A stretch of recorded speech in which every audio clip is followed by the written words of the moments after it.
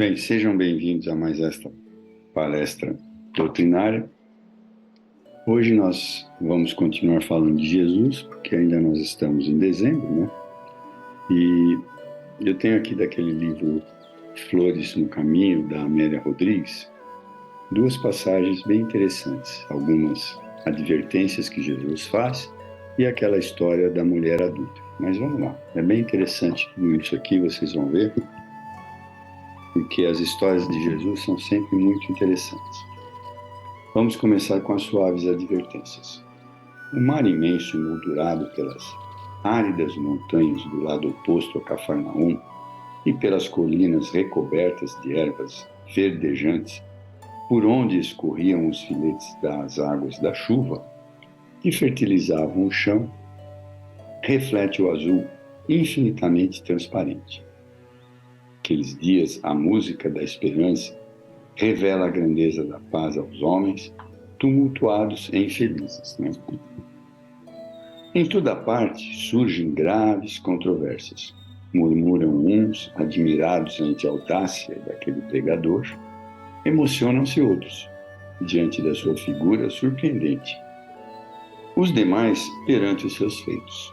A palavra de Jesus penetra e rasga os véus da ignorância, dividindo os tempos da criatura. O som do verbo produz uma branda luz interior e cresce de intensidade e que jamais se apagará. Ali foram realizados, na região da agradável e fresca Cafarnaum, os mais numerosos milagres que, não obstante produzirem choques, não lograram convencer a todos. Sempre tem sido assim. Os homens desejam ver, na expectativa de que não aconteçam os fenômenos transcendentais. E quando eles ocorrem, atormentam-se pela dúvida ante a consideração de que seriam impossíveis de ocorrer. Deseja-se o pão e, após nutrir-se, rejeitam-no empanturrados. Quer-se a luz e, após clarear-se, desconsideram-no, porque enceguecem, quer dizer, ficam cegos, procura-se a verdade e, desde que ela não se oponha à ilusão, detestam-no, sempre que aquela verdade seja a sua. A demorada imaturidade humana, através dos séculos, estarrece o pensador e o estudioso do comportamento da criatura. A evidência, para quem não deseja crer, nada comprova. Antes, pelo contrário, desagrada e magoa, armando o observador de irritação e agressividade, por ver-se vencido, mas não convencido. Assim são os piores, os cegos que não querem ver. Desprezado pelo despeito dos seus em Nazaré, jamais Jesus tornará aquela cidade que lhe é grata e amarga ao coração. Desceu pelos longos caminhos serpenteantes entre as montanhas, atravessou o verde vale do Esdrelon e fixou-se na bucólica região do mar. As gentes simples, não habituadas às tricas farisaicas, amantes da ternura e do trabalho, sensibilizavam-no. Poucas vezes admoestou aqueles galileus pobres e honrados. A sua mensagem era um poema de amor, e ele tangia no alaúde dos sentimentos, com as metáforas da gentileza e o ritmo da misericórdia.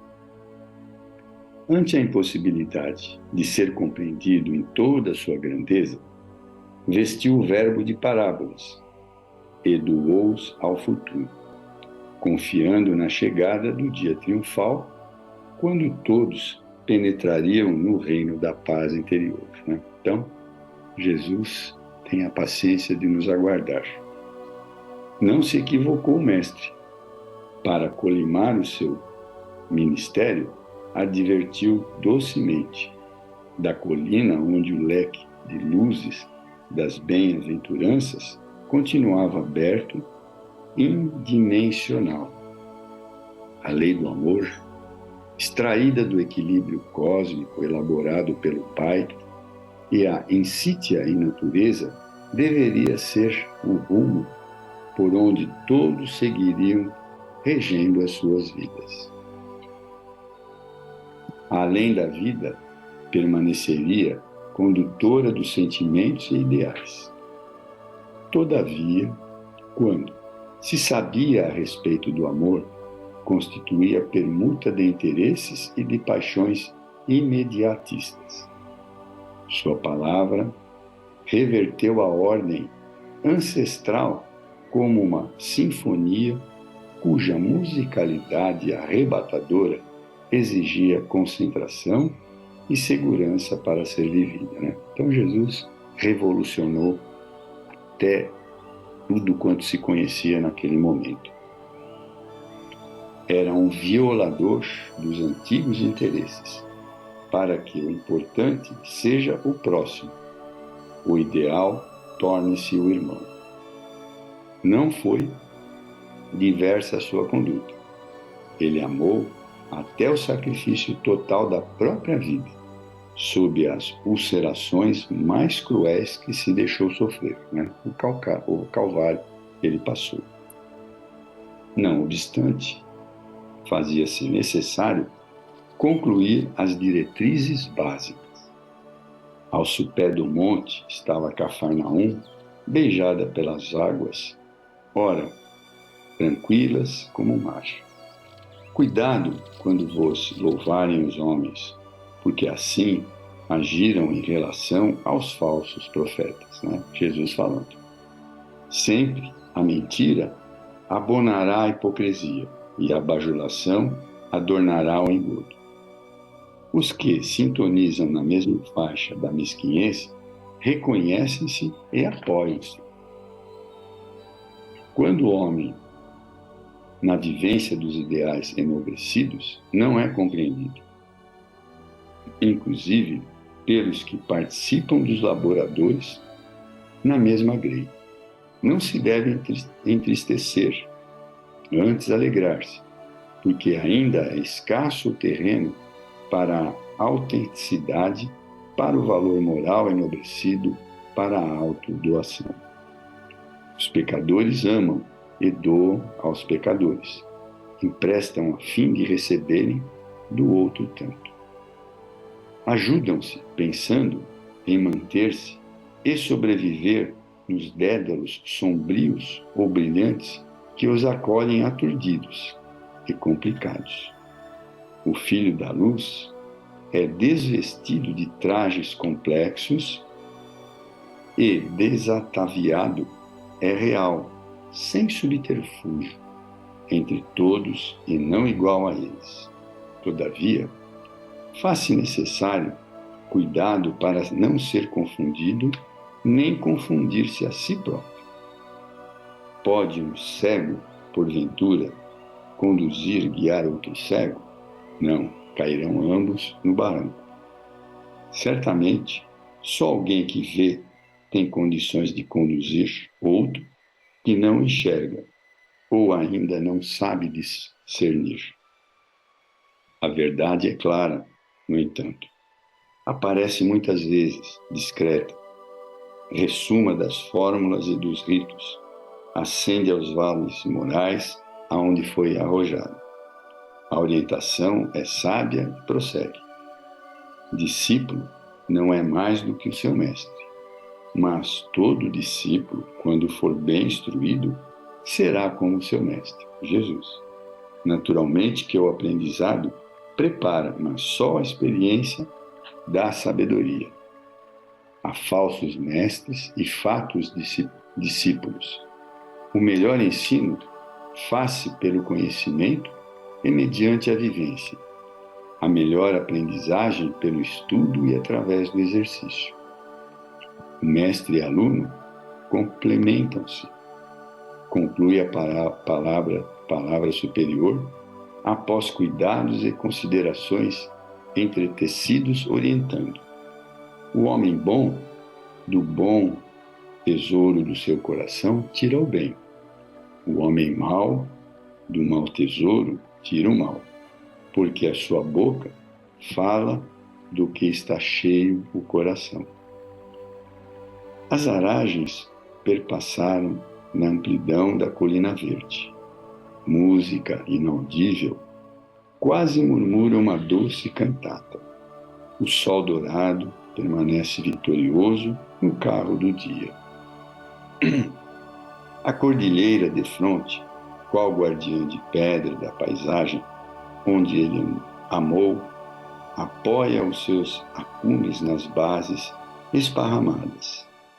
Há que ouvir para sempre o verbo divino, repeti-lo-ão de boca em boca, de página em página, de século em século. Nunca mais será ouvido como então. Tudo vai se transformar, não é? O futuro falará dele, e os homens, após 1000 vicissitudes, cansados e exauridos, sem roteiro, nem mais esperança, amá-lo-ão por fim pelo tempo de todos os tempos, né?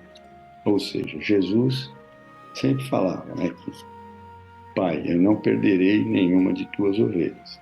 Por mais tempo que isso demore, Jesus está nos aguardando, né? E aí agora ele fala, a autora, a Amélia Rodrigues, fala da justiça superior, daquele caso da mulher apedrejada. As duas faces da paixão humanas ali se configuravam, inconfundíveis, a violência na sua agressividade infreme, ululante, destruidora, e a fuga assodaçada pela fraqueza moral, batendo em retirada sem dignidade. A praça enorme, ensolarada, estava deserta. O sol dardejante se encontrava em triunfo. Há pouco, agitava-se a mole quase assassina, sedenta de sangue, transferindo para uma vítima inerme as próprias debilidades e frustrações. Não poucas vezes, a agressão resulta de um processo psicológico de transferência da culpa, íntima, que se vê refletida noutrem, naquele que, em erro, caiu nas armadilhas do conhecimento público.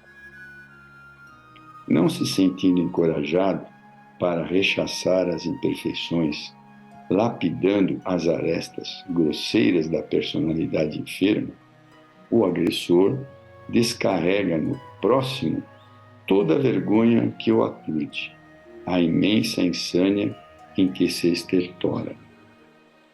Fora a ocorrência há pouco sucedida. Então agora ele vai explicar, depois de fazer todo esse comentário, agora a Amélia Rodrigues vai explicar o que é isso. O vozerio cedera lugar ao silêncio, quase incômodo. A fúria caíra, diluindo-se em modorra, em afastamento discreto. Daquele lado se apedrejavam as adúlteras, lapidando-se pelo crime a que foram levadas por fatores muito variados. O esposo, soberbo, nunca lhe brindara ternura. Egoísta, jamais se recordara de aquecê-la com a solidariedade e o amor. Transitava ao seu lado, da companheira, mais escravizado do que companheiro, enquanto lhe eram negados os entendimentos e a amizade. Em soledade, deixou-se sonhar, embriagando-se sob o excesso da ilusão, até que tombou nas barras do sedutor venal. Naquele instante, recordou-se do facão que a arrojara no abismo, despedaçando-lhe a alma. Evocou as palavras ardentes e as promessas vãs com que ele a seduzira. No báratro que se estabelecera, pensou triste, no flagrante lavrado pela perfídia do próprio marido, descobriu-se mais a sós do que nunca. Sequer esperou apoio, nem se atreveu a pedir. O ladrão da sua honra se evadira, amedrontado, deixando-a no aspérrimo testemunho. Quer dizer, ela ficou sozinha. Talvez agora estivesse apoiando os quase lapidadores no grupo dos que se pugnam pela dignidade e são os fomentadores dos crimes. Subitamente, explodiu-lhe como um raio na mente em febre a frase imorredora: não tornes a pecar. Assustou-se, espraiou o olhar pela praça ardente, como em ouro solar. Estava a sós como sempre, de forma, porém, diversa, como nunca antes. No entanto, a voz serena e grave do estranho fulminara os agressores. Nem sempre vige a pureza nos atos das criaturas, mas a aparência puritana tem neles primazia. Aos seus ouvidos ecoavam as blasfêmias, no corpo cansado, as bofetadas e os primeiros golpes sofridos agora doíam. Pessoa alguma lhe parecia conhecer os dramas íntimos, as úlceras purulentas em que se dilacerava. Ninguém te condenou? Ele interrogara, triste e profundo. Nem eu tampouco te condeno. Ela então reflexionava emocionada. Depois de sentir-lhe a compaixão e ouvir-lhe a voz, uma fulgurante transformação ocorria no seu mundo interior. Donde o conhecia, inquiriu-se. Ele não seria o esperado, aquele que mudaria a dureza da lei, substituindo-a pela benevolência da recuperação? Passeando a memória pelas cenas há pouco ocorridas, reviu o esposo, espumejante, na fragilidade da sua suprema ignorância ofendida. Ele jamais lhe indagara das lágrimas que tragava salgadas em silêncio. Não se deixando escusar do delito, sabia que tombara, por lhe faltarem os valores para a resistência. Não caíra, no entanto, a sós. Percebia que não fora condenada, nem mesmo por ele, Jesus, né? Mas compreendia que também não fora absolvida. Ela não a censurara, ele não a censurara, mas também não a inocentara. O erro é sombra na luz de quem delimpa. A enfermidade representa distúrbio no equilíbrio do organismo que a carrega. A mulher adúltera emocionada, renascendo dos escombros, descobriu a magnitude da lição do Rabi. Devia reparar o erro a fim de quitar a dívida perante a própria consciência divina. Levantar-se para ser feliz era um impositivo do momento. Igualmente, não lhe cumpria guardar ressentimento ou mágoa daquele que, anematizados, quiseram ferreteá-la em alucinado de esforço homicida, ou seja, aqueles que queriam atirar as pedras, né? Não lhe cumpria condenar os seus julgadores precipitados, os furibundos justiceiros carentes de equilíbrio e de paz. Durante as festas dos tabernáculos naquele outubro, descendo do Monte das Oliveiras na direção da cidade, Jesus demonstrou a grandeza da sua mensagem, a sabedoria do seu reino, a excelsa magnitude do seu julgamento. Ninguém que se encontre investido do direito de atirar pedras, malsinar, perseguir. Ninguém se encontra investido disso, né? Ou seja, nenhum de nós pode julgar o outro. A boa nova, em plenitude de ação, se instalava nos corações do futuro. Desde então, em poemas de amor e perdão, de misericórdia e esperança. Então aí nós temos aí essas passagens de Jesus, né, que são muito bonitas, pela Amélia Rodrigues. Mais uma vez, muito obrigado.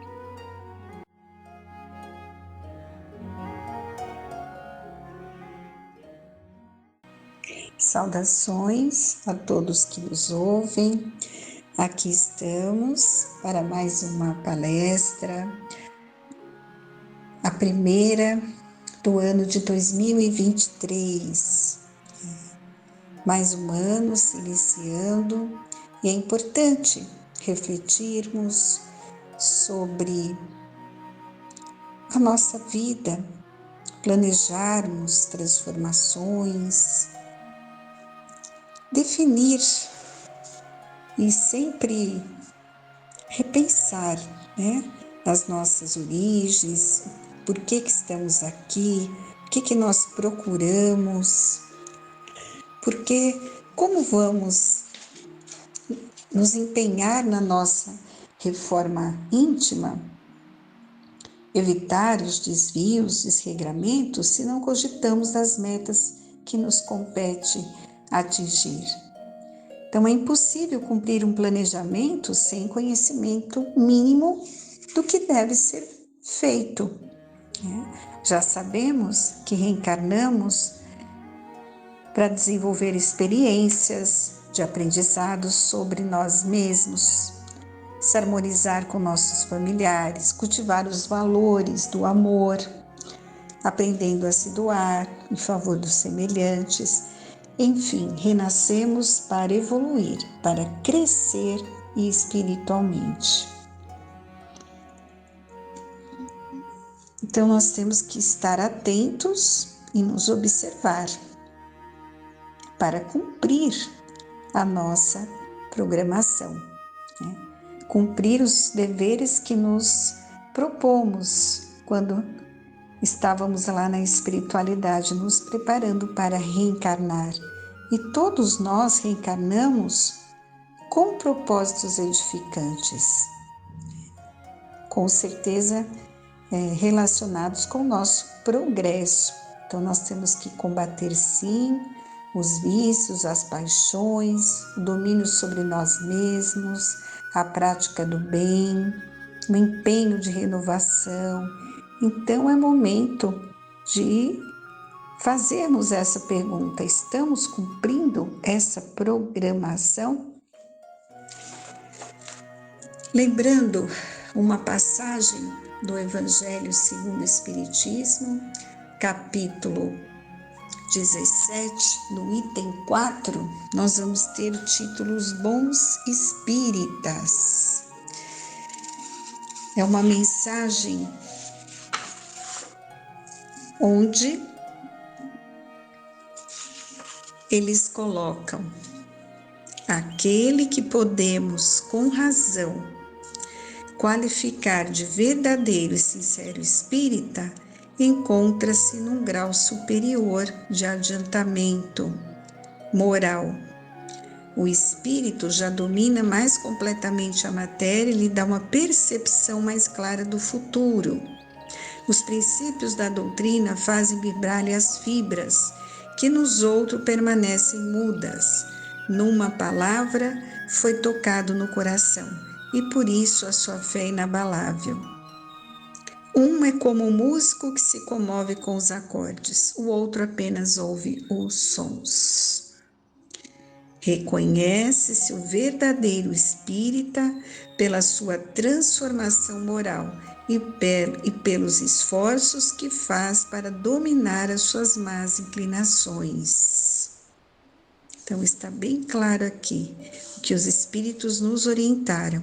Então, reconhece o verdadeiro espírita pelo esforço que faz para dominar as suas más tendências. Santo Agostinho já nos dizia, que todas as noites, quando formos dormir, deveríamos passar em revista o nosso dia, ver no que poderíamos ter sido melhores, os erros, enganos. E isso não para nos autotorturarmos, mas para reavaliarmos, identificarmos de acordo com o grau pessoal de cada um e melhorarmos, reavaliarmos, identificar e tentar mudar. Então, o conselho que Santo Agostinho nos deu também está no Livro dos Espíritos, Conhecimento de si mesmo.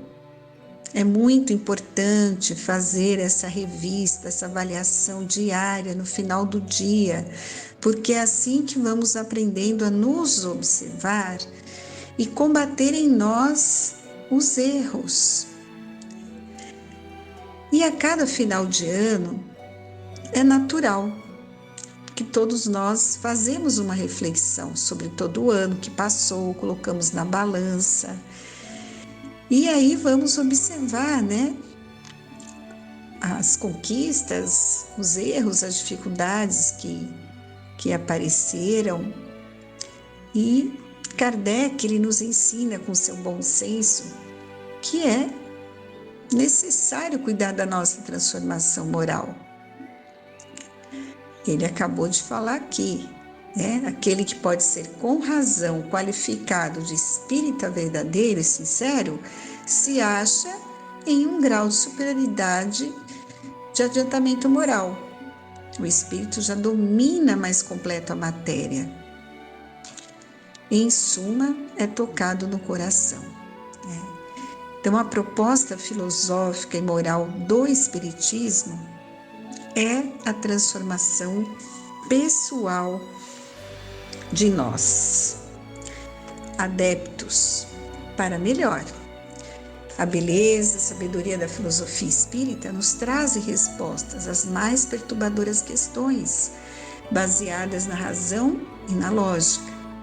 Ainda somos aprendizes da doutrina de Cristo, passíveis de erros, mas com grande vontade de melhorar, de conhecer a nós mesmos, de divulgar a doutrina consoladora e de ser verdadeiramente cristãos. Então, quando se inicia um ano, para nós, é recomeçar a jornada com as arestas aparadas e renovado o contrato de seguir no bem maior com que o Mestre nos deixou.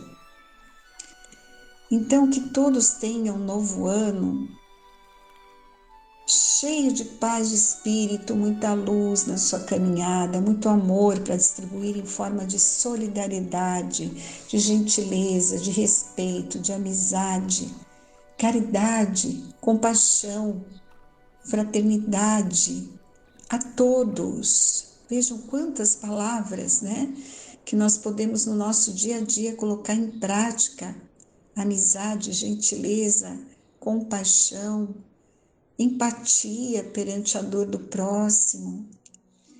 Que as mãos de Deus nos guie as nossas vidas, né, para que tudo transcorra em harmonia, saúde, união, que tenhamos muitas conquistas verdadeiras no aprendizado, porque são elas que nos trarão a alegria de viver e a paz do coração. Que os espíritos amigos nos protejam e auxiliem, estejam conosco a cada segundo, estejamos em prece para que eles possam nos intuir o melhor caminho, a melhor decisão.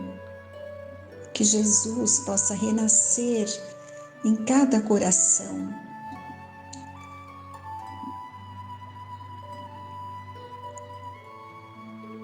Lembrando um texto do livro Opinião Espírita, do Emmanuel,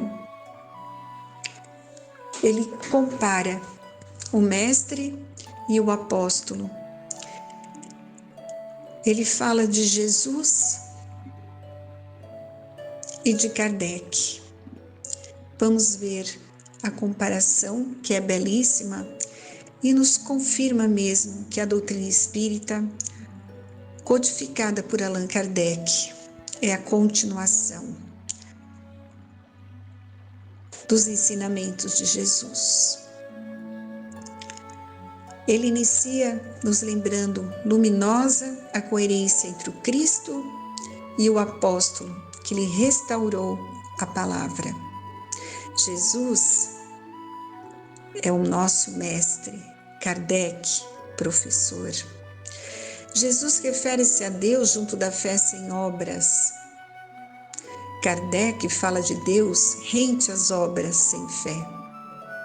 Jesus é combatido desde a primeira hora do Evangelho pelos que se acomodam na sombra. Kardec é impugnado desde o primeiro dia do Espiritismo pelos que fogem da luz. Jesus caminha sem convenções. Kardec age sem preconceitos. Jesus exige coragem de atitudes. Kardec reclama independência mental. Jesus convida ao amor e Kardec impele a caridade. Jesus consola a multidão, Kardec esclarece o povo. Jesus acorda o sentimento, Kardec desperta a razão. Jesus constrói, Kardec consolida. Jesus revela, Kardec descortina. Jesus propõe, Kardec expõe. Jesus lança as bases do cristianismo entre fenômenos mediúnicos. Kardec recebe os princípios da doutrina espírita através da mediunidade. Jesus afirma que é preciso nascer de novo. Kardec explica a reencarnação. Jesus reporta-se a outras moradas. Kardec menciona outros mundos. Jesus espera que a verdade emancipe os homens. Ensina que a justiça atribui a cada um pelas próprias obras e anuncia que o Criador será adorado na terra em espírito. Kardec esculpe na consciência as leis do universo. Em suma, diante do acesso aos mais altos valores da vida, Jesus e Kardec estão perfeitamente conjugados pela sabedoria divina. Jesus, a porta, Kardec, a chave. Então é isso, meus amigos, examinemos, a nós mesmos. O dever do espírita cristão, como nos falou aqui no início, a leitura do Evangelho, é tornar-se progressivamente melhor. Então, o tempo todo, nós temos que estar aplicando o conselho de Santo Agostinho, nos observando, nos conhecendo, combatendo as nossas imperfeições, nos esforçando por ter uma conduta digna daquele que está tentando se esforçar, como também aqui nos diz o Evangelho, por ser uma pessoa melhor, porque nós já fomos tocados no coração, Então nós temos que nos esforçar por ter uma conduta melhor, esforçar para se libertar de todas essas más inclinações, E nós temos que interrogar, sim, a nossa consciência, lembrar, mais uma vez, que Evangelho é alegria no coração. Estamos, de fato, mais alegres e felizes intimamente, e que tudo caminha, tudo evolui, a vida passa muito rápido, E qualquer hora podemos retornar à espiritualidade. E como é que vai ser, Vamos ter uma oportunidade valorizada ou perdida? Então, pedir muito a Deus que nos dê força, nos dê coragem, nos dê entendimento para continuar a nossa caminhada, Então, que esse ano seja de muito aprendizado para todos nós. É isso que devemos pedir. As oportunidades aí estão para o estudo, para o trabalho, que saibamos aproveitar e cumprir os deveres a que nos comprometemos quando pedimos essa encarnação. a tua luz, Senhor, acalme a cada coração que nos ouve. E encerramos assim com a nossa prece, pedindo a Deus que ampare todos os lares,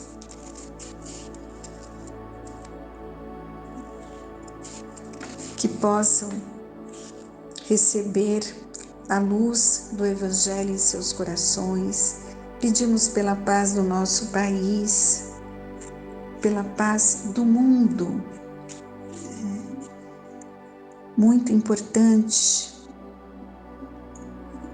nesse momento de conflito, de dúvidas, de incertezas, levarmos o Evangelho de Jesus. Lembremos da frase: reconhece-se o cristão pelas suas obras. O cristianismo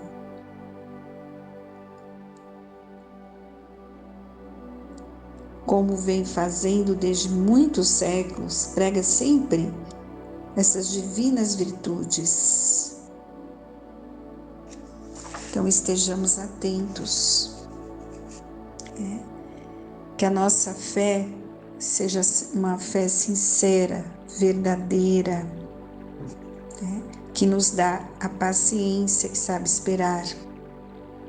A fé insegura, ela sente a sua própria fraqueza. A calma na luta é sempre um sinal de força e de confiança. Então, devemos pedir e fortalecer a nossa fé a cada dia. E que Jesus ampare a cada um e sigamos confiantes que Deus está no leme e nada nos faltará. Que assim seja.